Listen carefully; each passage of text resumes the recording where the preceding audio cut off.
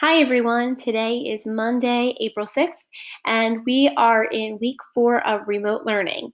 Remember that this week is a shortened week, so we will only actually be having assignments for you Monday, Tuesday, and Wednesday. And then Thursday will be an optional either makeup day or exact path practice day. Once Friday comes around, spring break starts. So you will have Friday to yourselves as well as next week.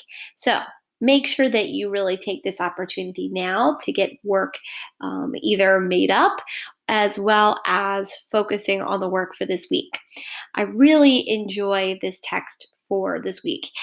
It's very inspirational. It's about a real life historical figure who has made such an impact on so many people's lives throughout US history for at least the past 50 years. So I really enjoy it, and I hope that it helps you feel a little better after all of that depressing stuff with our first two texts with Mother Jones and Flesh and Blood So Cheap. So, with the text for this week, one thing I want to highly, highly suggest is to watch this overview video first. That's on Google Classroom. And then I will eventually have the 3 videos here to go along with what our assignments are for this week. We're going to be reading and annotating first, then doing comprehension questions, and then a skills lesson question. If you notice, there is no short constructed response for this week, so it is an extra way of your teachers saying, hey, let's not stress you guys out so much right before spring break. So once you have looked over this, remember, you do have some videos, but the biggest thing is to then go to this Google slide. That's where you're going to find all of the suggested schedule for you with all the assignments and directions posted here. So when you look at today's assignment, we're going to read the learning targets on slide 2. Then we're going to also read the background information on slide 3 that will tell us more about who we're going to be reading about. Then we'll go on to Study Sync and watch a video preview for about Cesar. Guys, I want you to do that video yourself. So if you need to, while you're watching this, you can also pause and frequently go back and forth between this video and the assignment on Study Sync. And then last but not least, on Study Sync, you're going to read, or in this case, you can listen to and follow along with me and annotate the excerpt from About Cesar. And we're going to use the annotation guide that's on slide 4. So if you want to, for this first read, you can actually work on it with me. I'm going to do some annotations with you as well. And then you can finish it up on your own. So that way, tomorrow, when you do your close read to then be able to answer the comprehension questions, you'll feel a lot better with really understanding the text and the historical background of the story. So, for today's learning targets, we're going to perform an initial reading of a text and demonstrate comprehension by responding to short analysis and inference questions with textual evidence. We're also going to practice defining vocabulary words using context and using word relationships to increase understanding. So, as I said, this text is about a man. It describes the life and achievements of Cesar Chavez, the Mexican American social activist, labor leader, and founder of the National Farm Workers Association, which eventually became the United Farm Workers of America. It describes how Chavez improved the lives of migrant farm workers through his efforts and ideas. Much of the text is devoted to presenting evidence of how events and ideas influenced Chavez and how he in turn influenced ideas, individuals, and events. Cesar drew on his experiences as a migrant worker when he was younger to found the National Farm Workers Association in 1962. Through boycotts, hunger strikes, and marches, Chavez and his supporters successfully improved the lives of farmers around the country, and his speeches about justice still resonate with activists today.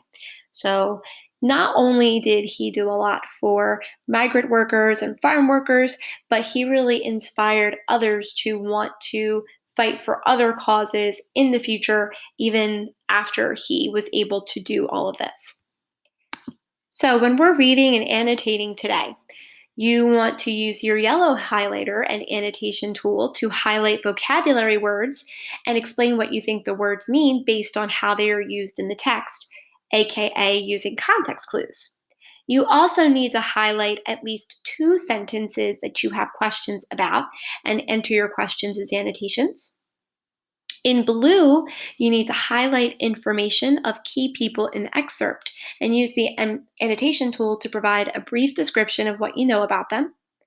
And then in green, you need to highlight two examples of union gain for farm workers. Basically, what were some of the achievements that he made that helped the union workers gain extremely important rights for them? Use the annotation tool to explain your reaction to how these gains helped the migrant farm workers. So, when you're ready, you're going to log into StudySync, and again, I'll show you some of the directions on what to do when you get there. All right, when you open up StudySync, you'll have this intro and the video. I will read the introduction to you because there is some more important information here as well, and then we're going to go on to reading this. Cesar Chavez was a Mexican American activist who dedicated his life to promoting non-violent approaches to labor reform. Basically, labor reform means job workers' justice and rights and ways to protect people in the workplace. As we learned in those two texts about Mother Jones, as well as in Flesh and Blood So Cheap, those workers didn't really have rights until people eventually worked and fought for those rights for them. So in this case, he is another person who was really working towards that. He drew on his experiences as a migrant worker to found the National Farm Workers Association with fellow activist Dolores Huerta in 1962. Through boycotts, hunger strikes, and marches, Chavez and his supporters successfully improved the lives of farmers around the country. And his speeches about justice, community, and education still resonate with community activists and politicians today. President Barack Obama adopted Chavez's most famous motto, Si se puede, as his 2008 campaign slogan. This excerpt from the Cesar Chavez Foundation describes union victories and the legacy of the famed labor leader and activist. So, labor unions are groups and organizations that work together to be able to negotiate a lot of important rights and protections and ways to make sure that people are keep taken care of, whether it's their health and safety, whether it's getting fair wages, not having to work an extreme amount of hours. That's what we're trying to talk about here. At the time when he was a migrant worker himself, he didn't have those rights. And he realized very quickly how bad that was and how badly farm workers were being treated, let alone migrant workers who were mostly minorities from Mexico. Now, if you notice, he is Mexican American. So he is an American citizen, but his family were from Mexico. So we're going to learn a little bit more about his background as we read this. When you're ready, we're going to go to the Read tab. I highly suggest you have both your annotation as well as your numbers for paragraphs on. You'll notice that this text is separated into three separate sections. So you'll see these subtitles in bold and in a little bit darker text as well. So there's three separate sections. I will try my best to summarize them with you as we read along. And like I said, I will be annotating some parts of it too for you. So, this first section is about Senator Robert F. Kennedy, and he describes Cesar Chavez as one of the heroic figures of our time. Senator Robert F. Kennedy is actually the brother of former President John F. Kennedy, and Senator Robert F. Kennedy also fought very hard to make sure that workers' rights were being done and people were being treated fairly in the workplace. So he really worked alongside with Cesar Chavez during the time when he was first working on this. A true American hero, Cesar was a civil rights, Latino, and farm labor leader, a genuinely religious and spiritual figure, a community organizer and social entrepreneur. a champion of militant, nonviolent social change, and a crusader for the environment and consumer rights. Just in this one sentence, you can clearly see that Cesar Chavez definitely had an impact on many different people. And this goes to show why he is such an important historical figure till this day, because of all the different things that he helped or influenced. A first generation American, he was born on March 31st, 1927, near his family's small homestead in the North Gila River Valley outside Yuma, Arizona. At age 11, his family lost their farm during the Great Depression and became migrant farm workers. Throughout his youth and into adulthood, Cesar traveled the migrant streams throughout California, laboring in the fields, orchards, and vineyards, where he was exposed to the hardships and injustices of farm worker life. Just by reading this paragraph, we first know that he is American, but that most of his family, because he was a first generation American, means that most of his family was probably from Mexico. So he was born here, but the rest of his family were not actual American citizens at first. This is also during a time that we call the Great Depression in America's history. It was one of the worst financial money crises of our time. Many people lost their jobs and lost money, and it was a really, really, like you see, depressing time for many people, especially migrant farm workers who had to migrate across the country to be able to find jobs. So because his family lost their farm, they were very poor. They had to keep going around the country to find jobs, not necessarily going all over the country, but especially in places like California and the Southwest. And when we talk about these hardships and injustices, like I said, he would work many hours. They really weren't paid very well. They weren't treated very fairly at all. After attending numerous schools as the family migrated, Cesar finished his formal education after the 8th grade and worked the fields full time to help support his family. Although his formal education ended then, he later satisfied an insatiable intellectual curiosity and was self taught on an eclectic range of subjects through reading during the rest of his life. Now, like I said, he went to different schools, so he didn't stay in these schools very long. And despite all these hardships, and despite having to leave school after finishing 8th grade and work full time in the fields, he would then go home and read on his own about all kinds of different subjects and topics to teach himself. So when we say this word insatiable intellectual curiosity, it means he really still wanted to learn.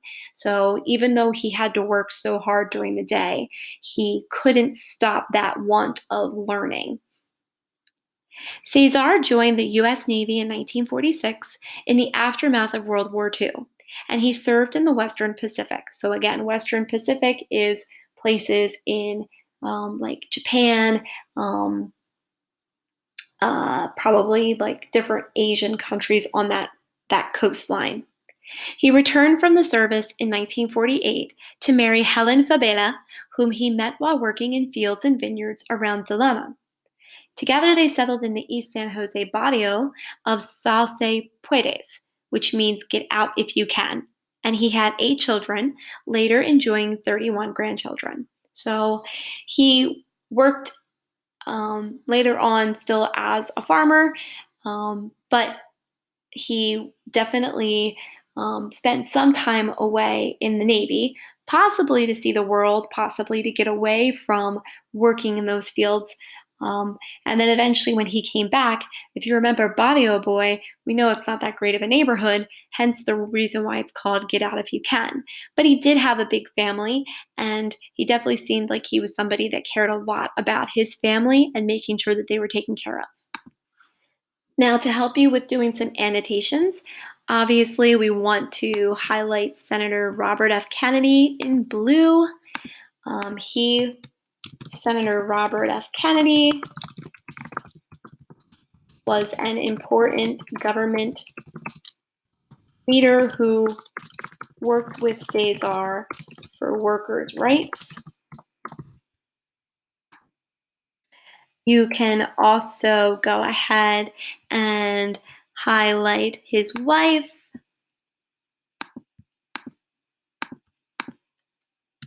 Cesar married Helen Bella and a large they had a large family. I would also, if you're not sure about the Great Depression, you could definitely ask a question, something like this. What was the Great Depression? And why did so many people lose money and their farms? That would be a really good question. There weren't any actual vocabulary words, but if I were you, I would also highlight, where is the word? Here we go, this one.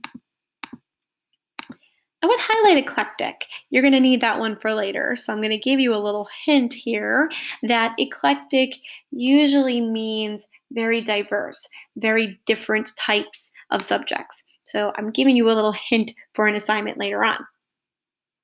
All right, historic victories for Union. If you remember, the slide with your annotation direction says to highlight 2 examples of Union gain or achievements for farm workers. In this section is where you're going to find all of them. I will at least help you with one that I think is extremely important, but you might want to highlight one more at least that you can feel comfortable explaining in your own words. The coming years would bring much more adversity. Let's highlight that, and I'll come back to that word. Strikes and boycotts, marches and fasts. Fast means stopping eating or not eating certain things, again, in order to protest. Victories and defeats. But through it all, Cesar learned and taught others how commitment and sacrifice can set you free from the constraints imposed by depending entirely on money and material things. This is a really important paragraph. When we talk about this word adversity usually, when you think of the word, the adjective adverse, it means difficulty, something being very difficult or very tough for someone to go through. So adversity, then, if you're thinking of it as a noun, is means a hardship or difficult experience. So, despite all the adversity that Cesar went through as a migrant worker when he was a kid, and not having a full education, he still was able to do a lot for people. And despite the adversity of having to deal with all kinds of problems, when he went on strikes and boycotts, when things weren't done for workers, and when he was turned down, he still kept going. He still was very committed to helping people understand that if you let go of your worries about just having all kinds of money or worrying about just material things like at that time, clothes, cars, shoes, instead worrying more about being able to fight for rights of workers that really needed it, you'd be able to then feel more strongly about fighting for those things. Over 4 decades, Cesar saw his share of defeats, but also historic victories. Under Cesar, the UFW achieved unprecedented gains for farm workers, establishing it as the first successful farm workers union in American history. So now, here's where you're going to find out many things that he was able to fight for and won for farm workers in this union. Among them were the first genuine collective bargaining agreements between farm workers and growers in American history. And here's going to be a list of some of these agreements that they were able to do. The first union contracts requiring rest periods, toilets in the fields, clean drinking water, hand washing facilities, banning discrimination in employment and sexual harassment of women workers, requiring protective clothing against pesticide exposure, prohibiting pesticide spraying while workers are in the fields, and outlawing DDT and other dangerous pesticides. And this happened years before the U.S. Environmental Protection Agency even acted on that. I'm going to do this one with you. This is so important because all of these bargaining agreements, all of these things that are negotiated and won for the workers is really important because this shows that he was able to really work for their safety first and foremost. So, this gain shows that Cesar worked for rights that would negotiate the safety and health of farm workers when they were on the job. Before that, so many of this wasn't happening. Can you imagine being out in this huge, large farm field and not even having a toilet to use? Like, what would you do? Would you just go somewhere, or would you have to go all the way back to wherever there is a toilet? It would be extremely tough. Even clean drinking water, just the fact that they didn't have a resource of clean drinking water at that time is really, really sad. Here's some other things they won, though. The first comprehensive union medical and later dental and vision benefits for farm workers and their families through a joint union employer health and welfare fund, which was called the Robert F. Kennedy Medical Plan, which has paid out more than $250 million in benefits. So, if your parents, many of your parents probably do receive health benefits. And so before this, they didn't really have good health care. So they wouldn't be able to, take their kids to the doctor to get a checkup.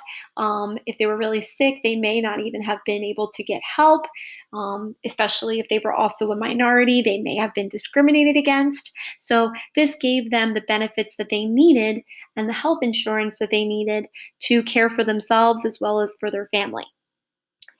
They also were able to win the first and only functioning pension plan for retired farm workers, which is called the Juan de la Cruz Pension Plan, with present assets of more than $100 million.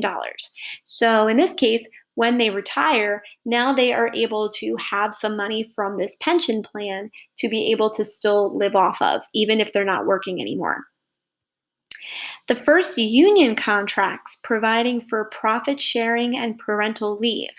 When we talk about union contracts, again, these are all things that they negotiated. So if they were a mom who had to go out because she was having a baby, at the time they wouldn't be paid. So now they could go out on that parental leave and still be paid some of their salary. They also got rid of or abolished the infamous short handled hoe that crippled generations of farm workers. So, by getting equipment that was better for their safety and so that they wouldn't get injured, they got rid of these types of tools that they would use out on the farm. They also extended to farm workers state coverage under unemployment insurance, disability, and workers' compensation, as well as federal amnesty rights for immigrants. If you know anything about unemployment, especially when somebody is disabled and they can't work, at the time they weren't able to get any money or pay if they were disabled or hurt out for some time. So now using this, they were able to get some pay while they were out on disability. And then amnesty rights would be things like you're able to get green cards and visas if you're an immigrant but want to come here and work to get more money for your family. Because of Cesar and millions of Americans who supported farm workers by boycotting grapes, so this is what we were talking about with that fasting, they boycotted grapes and other products. Under then Governor Jerry Brown of California, he passed the landmark Agricultural Labor Relations Act of 1975, the nation's first and still the only law guaranteeing farm workers the right to organize, choose their own union representative, and negotiate with their employers. I'm not necessarily going to tell you what that word means, but just to give you a little bit of a hint, think about when you are with your parents and you're trying to negotiate what you'll get if you do certain chores. So maybe you say to your mom, "Hey, if I do the laundry, can I get $5?" And then she says, "No, you can get like $3." And then you negotiate and agree on a certain price. That's a good example of what it means to negotiate. All right, the last section, Cesar Chavez's legacy. So, a legacy is what they're remembered for. The work that Cesar Chavez did is really looked as a huge inspiration for many people in our country and inspired many other people to want to fight for other rights for many other people in our country. The significance of Cesar's life transcends any one cause or struggle, which means it's not just about one person or one type of person. It's not just about farm workers. It isn't just about migrant workers or minorities. This really is um, somebody who really fought for so many different people and then helped to motivate and inspire other people as well to fight for many different rights. He was a unique and humble leader, as well as a great humanitarian and communicator who influenced and inspired millions of Americans from all walks of life. Cesar forged a national and extraordinarily diverse coalition, or usually a coalition is something that is related to a certain group of people, for farm worker boycotts, which included students, middle class consumers, trade unionists, religious activists, and minorities. This is many different types of people who really went out there and joined these strikes, these boycotts, these marches and protests. They all came together and worked together to fight for this. Cesar passed away peacefully in his sleep on April 23, 1993, in the small farm worker town of San Luis, Arizona, not far from where he was born 66 years earlier on the family homestead. More than 50,000 people attended his funeral services in Delano, the same community in which he had planted the seeds of social justice decades before.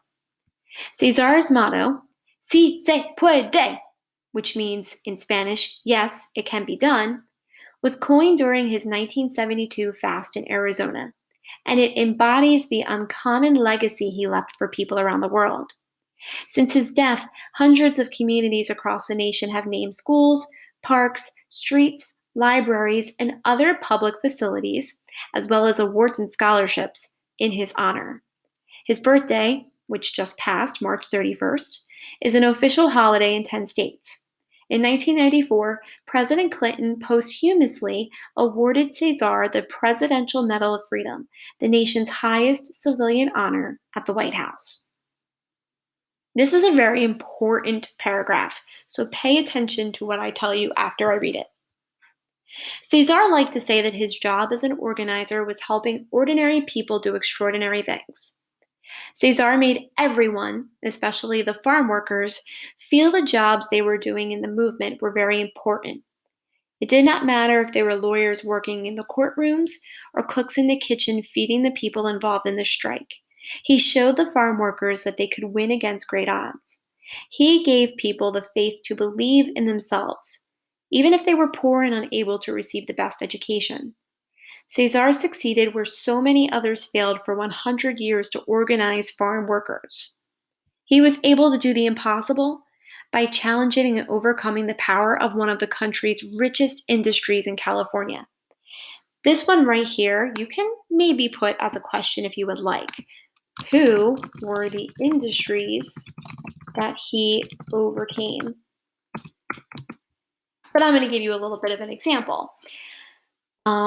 The industries that he was specifically focusing on that he fought against were all of the owners of these farms who weren't giving their workers the rights and fair labor practices to keep them safe and healthy and pay them the way they should have been paid. So he really challenged them to be able to have more empathy for them, but also to treat them fairly as workers. As a common man with an uncommon vision, Cesar Chavez stood for equality, justice, and dignity for all Americans. His universal principles remain as relevant and inspiring today as they were when he first began his movement. Similar to, Martin Luther King Jr., who was really known during the civil rights movement, Cesar Chavez really was somebody who was working for people who didn't have a voice. Just like Mother Jones, she worked to make sure that children were treated fairly and were taken care of in those child labor type places. So, in many cases, you may not have heard of Cesar Chavez before, but now that you have read this, it's important to really recognize that he is somebody who was truly an inspiration to so many people. And as you heard, former President Clinton, former President Obama, both really felt that he was somebody that should be recognized and should be respected. All right, everyone. As we said, today you are just reading and annotating. So you may go back and finish annotating anything else that you may need to, especially your vocabulary, any other important people, one more of the important achievements that Cesar Chavez did. Remember, though, that tomorrow we're going to be doing the comprehension questions, so you do not need to do them today, but just make sure that you finish this, and then tomorrow we'll work on the quiz questions. If you have any questions for us, make sure that you reach out to either myself or Mrs. Magalong or Mrs. Donio, whether we're on Go Guardian during our chat sessions. We'll keep you posted if we're going to be doing video chats this week, or you can comment on Google Classroom or email us. I hope you have a great Monday, and we'll see you back here tomorrow.